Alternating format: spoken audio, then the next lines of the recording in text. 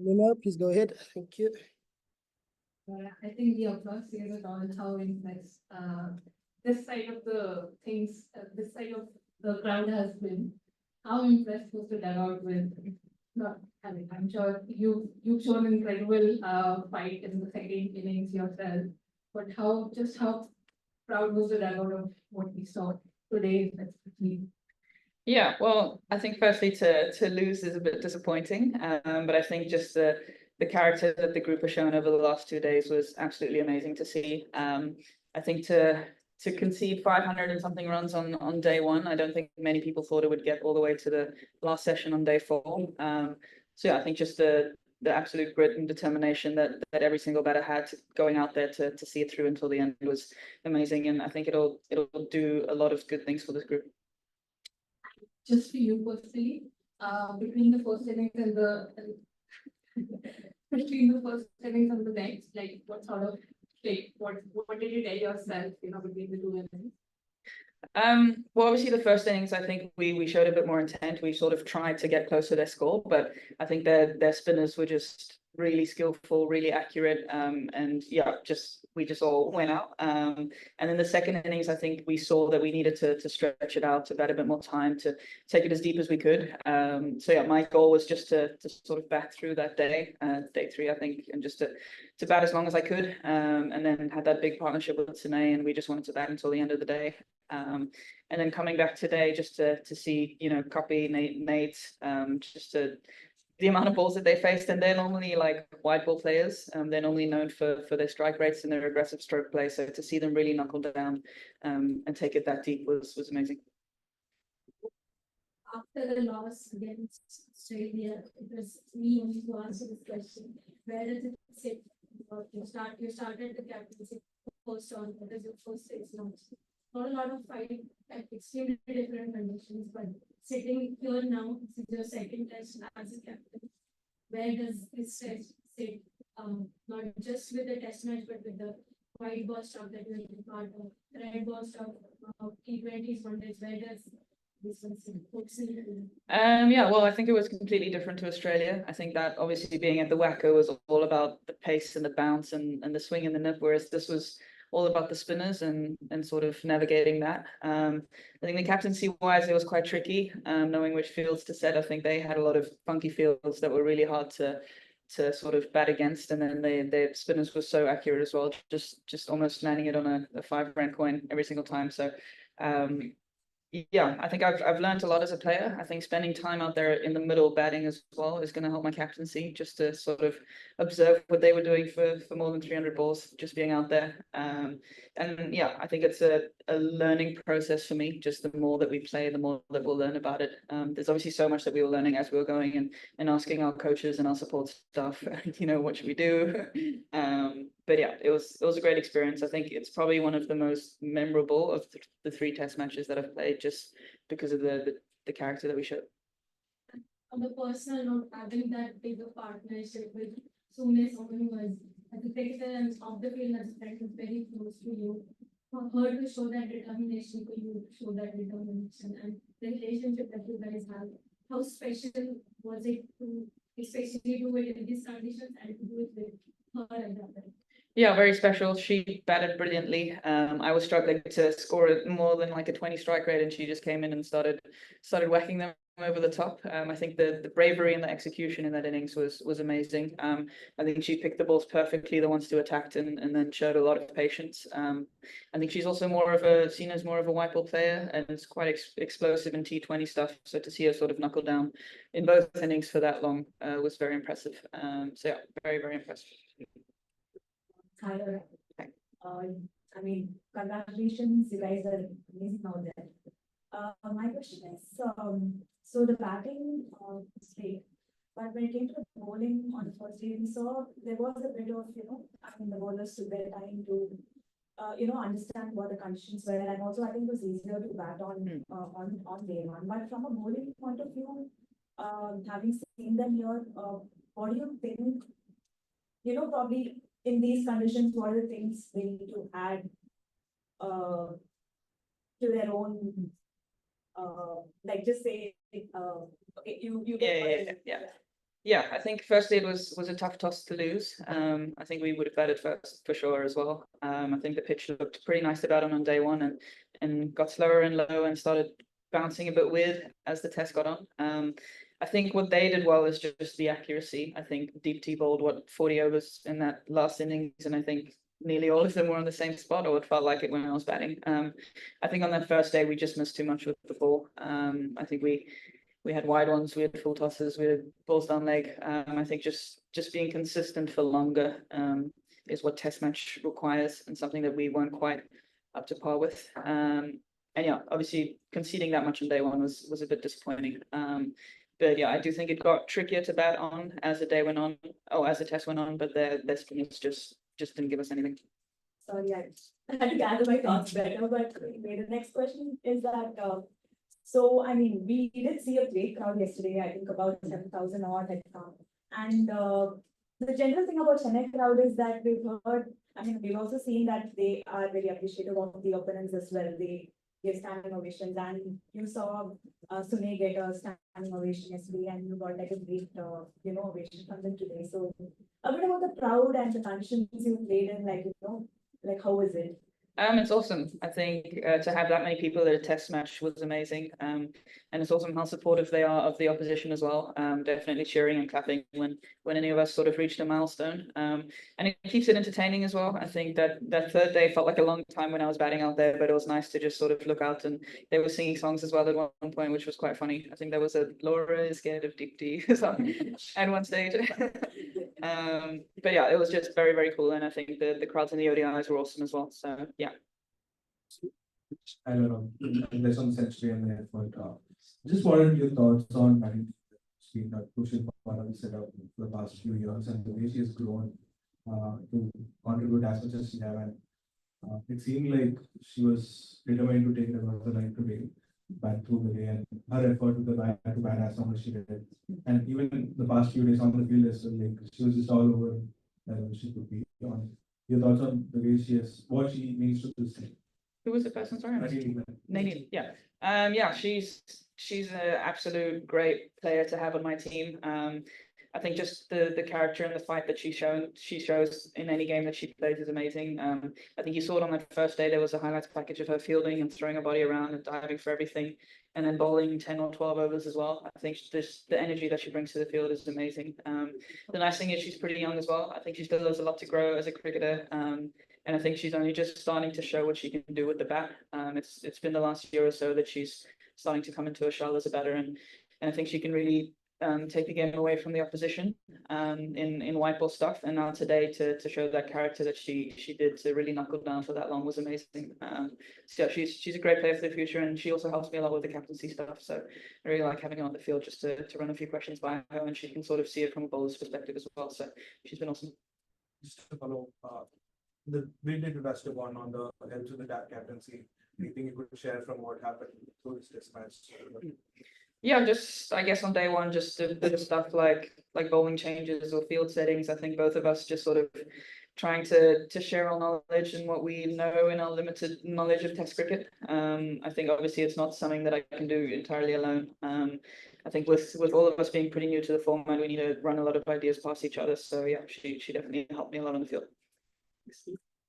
Hi, Laura. Well played today. What I want to ask you was, we had 20 minutes with your batting coach yesterday, and he spoke a lot about emotions and trying to talk to you guys about where you find your determination to play, especially in a format like this that tests you day in and day out for 4 days.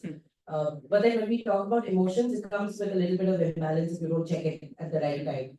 So when you guys came out today to bat in the morning, you were on the cusp of a century. You had this whole day that you needed to defy a very hungry Indian lineup for. What was your mental conversation with yourself? One, how did you just, when you stepped out, were you nervous? Or did you have butterflies in your stomach? How did you sort of center yourself? And what did you say to people like, Japta and Class and all these guys who didn't manage to, stick in and just see the Indian lineup through? They managed to do that today. They really dug deep. So what changed maybe from the conversations that you were thinking? Yeah, well, I think obviously on day 3, when Sune and I really knuckled down and batted so long, we sort of knew that we had to bat through 2 days if we wanted to get to the draw. So that's just what we try to do. We sort of broke it down into little 20-minute intervals, and we said, okay, after 20 minutes, we're going to have a little sip of water. So let's work hard until then. And yeah, it was literally just about taking it one ball at a time and not even looking at the scoreboard, just to try and just bat for as long as we could. Obviously being sort of in the 90s overnight was something weird for me. It wasn't quite the same getting there this morning. It was a bit of a weird feeling, only scoring 7 runs and then celebrating. But yeah, it wasn't really something that I tried to not think about it at all, because obviously the goal was just to bat through the day. So I'm glad that the milestone got out of the way early and that I could just focus on batting as long as I could. Obviously I was still very disappointed when I did get out, because, you know, losing by an hour and a half almost, if I just could have stuck around a bit longer. But yeah, our batting coach Bakes, we chatted a bit this morning just about how to stay calm out there and just how to sort of stay focused for that long. And yeah, it's definitely something that we're not used to, batting for 5.5 hours on day 3, which is, yeah. Your message to the others. I think we had a good chat as a group at the end of day 3. Bake sort of chatted to us at the end of the day, and then just gone through what exactly we need to try and do the next day in order to, you know, fight for that draw and maybe even get a bit of a lead. So I think each player was really clear on what they needed to do, and I think you could see that in the way that players like Tumi and Klaas batted on this day compared to the first innings. So yeah, it was I think we've already learned a lot as a group just in the space of an innings, which was awesome to see. Just moving over to our Zoom section. Thank you so much for your patience. Nate, please go ahead. Thank you. Thank you very much, Lita. Laura, first, congratulations with your knock. I'm just unfortunate with that result. But I just got 2 questions. Laura, just talk us through it. Your international career thus far at 25 scoring centuries in all 3 formats. Yeah, very cool stat. And I think to do it all within the same year so far has been awesome. I think I'm hitting the ball quite nicely at the moment, and I'm glad that I'm able to sort of capitalize on that a bit. And it's sort of definitely something that I've been wanting to do, is to be, you know, that versatile player that's able to score in all formats. So yeah, I think Test cricket is maybe more naturally suited to my game. So to get that T20 century early this year, I think was a special one.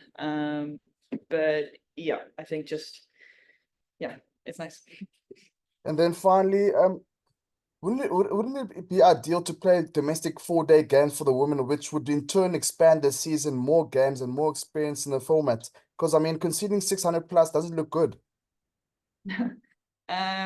Yeah, that would be ideal, is to practice red ball stuff more often. Even if it's just having a few sort of inter-squad games or camps, or, you know, maybe a full-fledged 4-day league is still a bit far away. But just to practice it a bit more, because yeah, like I said before, just to come into an international test match in India with absolutely no experience in the format is tough. And captaincy wise, it's tough as well. Batting wise, it's tough. And yeah, we've been learning as much as we can, as quickly as we can. But there's obviously still a lot of things that we need to sharpen up on in this format. But having 3 in a year is already a great step in the right direction. And I'm really enjoying the format so far. So hopefully we can have more of it. Awesome. Thank you so much, Nate. Kuliso, please go ahead, brother. Yeah, thanks, Lisa. Laura, good to see you. Kuliso, best sorry, pages are just those struggling to. Sorry, Kuliso, can you just speak up, please? I We're don't just know. struggling. Can you hear me? Yes, much better. Yeah. All right, cool. Laura, good to see you. I was about to say that the big pages tomorrow are going to say you guys lost by 10 wickets. But for those who watched, we really saw the effort and the fact that you guys showed out there, particularly in that second innings. Wanted to ask you, when you were out there, especially when you were out there with Sine, I mean, the loss could have been by an innings and a few rounds. Was it important for you guys that, in as far as that result column is concerned, was it important for you guys to remove the innings and just have the wickets as it is now? Was it important when you were out there to? Does it give you some sort of consolation? If you want to use that? Yeah, it was important. I think obviously conceding over 500 runs on day one, a win was going to be very difficult from there with a pitch that was just getting slower and slower. So I think when we were sent in to follow on, I think we still saw a chance to draw the test match, which I think would have been a decent result, considering that day one. So yeah, we sort of just tried it back for as long as we could, just to see if we could get close to day four, and then to see how long we could last on day four. And then yeah, as the wickets started falling, just to sort of close that deficit of the lead to avoid the loss by innings was nice. But yeah, still a loss is a loss. But it was very tough conditions, and I'm very proud of the character that the group showed. And then conditions aside, because I heard you do some comparison between playing here in Chennai and the test that you guys had earlier in the year. But if we put conditions aside in both test matches and just look at the Yep. performance of Coolly, so sorry, brother. I just have to move on. We are really no, struggling to hear you there, but all right, but cool. No, that's yeah, fine. That's okay. appreciate it. Keenan, please go ahead, and then we'll finish off with Morgan. Keenan, please go. Thanks so much, Lita. Laura, that was your first real authoritative knock in Test cricket. You mentioned earlier that it is a format that perhaps best suits your game and the way you play. Could you just describe or explain what you did slightly differently in that knock, and how you managed to get through that? Well, this one I was just looking to bat for as long as I could. I think in my previous test matches, I was probably just a bit too eager to score, too used to white ball stuff, playing at stuff that I shouldn't, pushing at balls outside of my off stump that I should probably have been leaving.